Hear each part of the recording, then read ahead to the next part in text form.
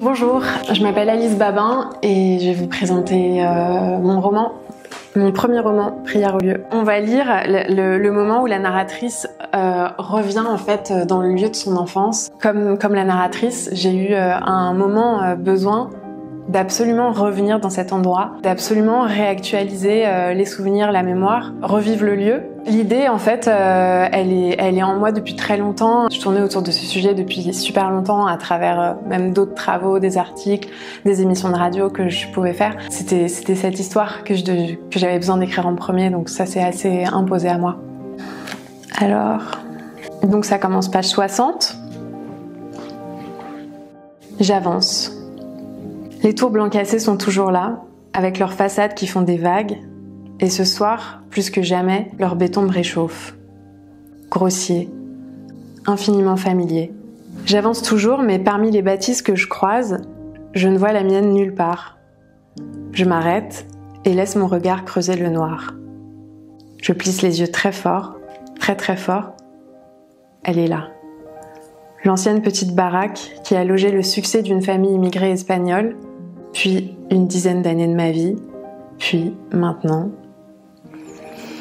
J'inspire plusieurs fois, profondément. C'est toi. Tu es encore là. J'inspire jusqu'à me faire mal aux côtes. Salut. Je me dis de me souvenir de tout ce que je peux. Les détails et l'atmosphère aussi. Les émotions et la matière aussi. De l'air, du temps, de la nuit. La température qu'il fait, le rythme du vent, l'épaisseur autour. Il faut tout prendre, même si c'est trop, je rangerai en rentrant. Je serre mes pensées fort contre moi pour fusionner avec elles. Si on me cryogénisait et que dans des centaines de millénaires je me réveillais, je veux être encore là, avec ces pensées de rigole collées à moi. Je suis heureuse d'être montée, de savoir que c'est si près. La maison est toujours aussi lourde et maladroite, comme Madame Bénadante engoncée sur ses gros mollets. Avec sa structure carrée, son ciment mal étalé, elle a l'air d'une vieille dame fatiguée.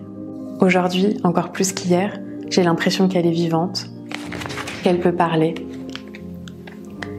Quelque chose, je ne sais pas quoi, a changé. J'essaye de me concentrer pour trouver, mais au premier étage, une lumière est allumée et je suis soudainement troublée. Je suis en train de fixer la maison de quelqu'un en pleine nuit et j'ai froid. La folie a assez duré, je reviendrai. En m'éloignant, je prononce quelques mots dans ma tête. À la maison, à la rue, je dis que je vais revenir, que merci de m'avoir laissé te retrouver. Tu te rappelles ? C'est moi, je suis là. J'espère que tu vas bien, je t'aime.